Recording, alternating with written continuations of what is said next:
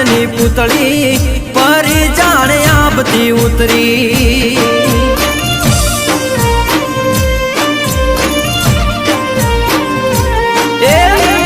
નીકળે મારા એ જાગુ જીલતી એ તો બોલ